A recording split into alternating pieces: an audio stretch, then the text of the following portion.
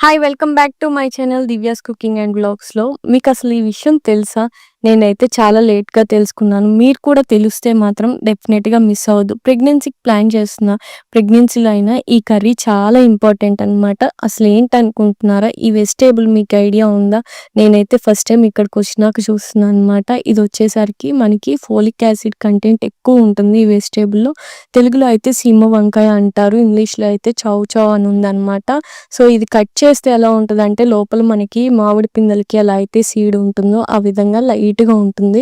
దాన్నయితే మనము ఇలాగ తీసేసుకోవాలనమాట. సో, దీన్ని తీసేసుకొని మనం కట్ చేసుకోవాలి. లేదంటే బాగోదు. ఎలా అయితే మనం మ్యాంగోస్‌కి తీసేస్తామో అదే విధంగా దీన్ని తీసేసేయాలనమాట. ఈ మధ్య రీసెంట్ టైమ్స్‌లో చాలామంది ఇది చెప్తున్నారు. నిజంగా చాలా హెల్ప్ అవుతుంది. నాకైతే మాత్రం బెస్ట్ రిజల్ట్స్ వచ్చినాయనమాట. అంత మంచిగా ఉంటుంది. కర్రీ చేసుకున్నా కానీ, ఫ్రై చేసుకున్నా చాలా బావుంది. చాలా టేస్టీగా కూడా ఉందనమాట.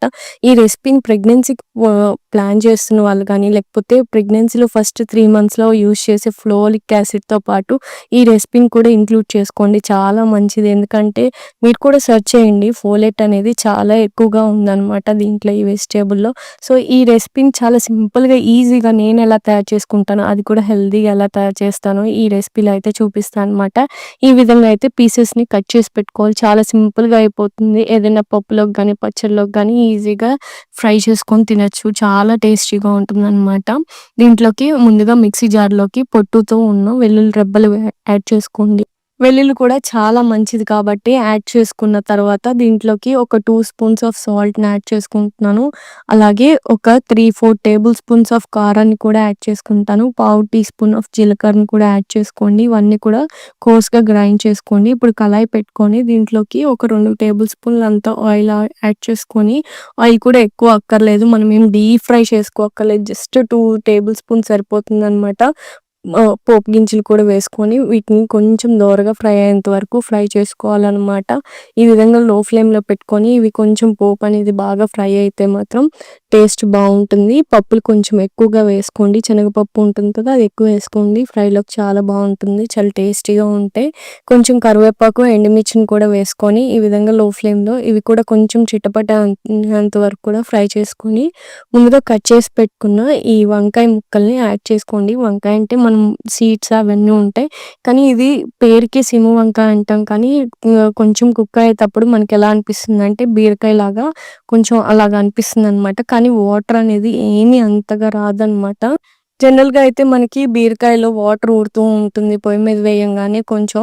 కానీ ఇది అలా ఏమి ఉండదు. కొంచెం మూత పెట్టేసుకొని మీడియం ఫ్లేమ్‌లో ఒక 10-15 మినిట్స్ పాటైతే కుక్ చేసుకోవాలి. ఇలాగ మధ్య మధ్యలో ఒకసారి కలుపుకుంటూ ఉండాలి. ఇప్పుడు దీంట్లోకి ఒక పావు టీ స్పూన్ అంత పసుపు, అలాగే చిటికెడంతా సాల్ట్‌ని కూడా యాడ్ చేసుకోవాలి. ఆల్రెడీ మనం కారంలో యాడ్ చేసుకున్నాం కాబట్టి చూసి యాడ్ చేసుకుంటే సరిపోతుంది. ఎందుకంటే సాల్ట్ ఇంకా పసుపు వేసుకుంటే చక్కగా ఈ ముక్కలన్నీ కూడా మనకి బాగా మగ్గుతాయన్నమాట. మరొక 5 మినిట్స్ పాటు మూత పెట్టుకొని ఈ విధంగా మగ్గిచ్చేసుకొని దీంట్లో ఉన్న కొద్దో గొప్ప వాటర్ అంతా కూడా వచ్చేస్తుందనమాట. మూత పెట్టుకోవటం వల్ల దీంట్లో ఉన్న వాటర్ అంతా వచ్చేసి మాయిశ్చర్ అంతా పోతుంది. అప్పుడు మనం ఫ్రై చేసుకోవడానికి చాలా బావుంటుందనమాట. ముక్క కూడా సాఫ్ట్‌గా అవుతుంది. ఈ విధంగా అయితే కలుపుకొని ఒకసారి మీకు ఇలాగా స్పూన్‌తో గుచ్చినప్పుడే ముక్క అనేది 2 ముక్కలు అయిపోతాయన్నమాట. సాఫ్ట్‌గా దిగిపోయిందంటే మీకు ముక్క బాగా ఉడికిపోయినట్టు. ఒక 10-15 మినిట్సేనండి. ఎక్కువ టైం కూడా పట్టదు. కానీ ఫ్రై మాత్రం చాలా చాలా అంటే చాలా బావుంటుంది. ఒకసారి ట్రై చేయకపోతే డెఫినెట్‌గా ఈ రెసిపీని అయితే ట్రై చేయండి. చాలా మంచిది హెల్త్‌కి కూడా. ప్రెగ్నెన్సీలో ఉన్న వాళ్ళే కాకుండా ఈ రోజుల్లో ఐరన్ డెఫిషియన్సీ ఇలాంటివన్నీ వస్తున్నాయి. కాబట్టి ఇలాంటి హెల్తీ వెజిటబుల్స్‌ని మనం ఇంక్లూడ్ చేసుకోవాలి. దీంట్లోకి నేను ఒక హాఫ్ టీ స్పూన్ యాడ్ చేసుకుంటున్నాను కారాన్ని. వెల్లుల్లి కారం ఇందాక పట్టుకున్నాను కదా! అది. ఎందుకంటే కారం ఎక్కువ ఉంది కాబట్టి లైట్‌గా యాడ్ చేసుకోండి సరిపోతుంది. మీ కారానికి తగ్గట్టుగా యాడ్ చేసుకుంటే స్పైస్ అనేది సరిపోతుందనమాట. ఒకసారి కారం యాడ్ చేసుకున్నాక ఒక 2 సెకండ్స్ పాటు లో ఫ్లేమ్‌లో ఈ విధంగా మిక్స్ చేసుకొని స్టవ్ ఆఫ్ చేసేసి ఒక 10 నిమిషాల పాటు మూత పెట్టి పక్కన పెట్టేసుకొని ఇలాగా వేడి వేడి అన్నంలో ఏదైనా పచ్చడితో గానీ ఇలా సర్వ్ చేసుకుంటే అసలెంత టేస్టీగా ఉంటుందంటే అంత టేస్టీగా ఉంటుందనమాట. ఈ ఫ్రైని గనక మీరు ట్రై చేయకపోతే డెఫినిట్‌గా ఈ రెసిపీని ట్రై చేసి ఎలా ఉందో కామెంట్ సెక్షన్‌లో కామెంట్ చేయండి. మీ ఫ్రెండ్స్ అండ్ ఫ్యామిలీ మెంబర్స్‌కి షేర్ చేయండి, లైక్ చేయండి, సబ్స్క్రైబ్ చేసుకోండి.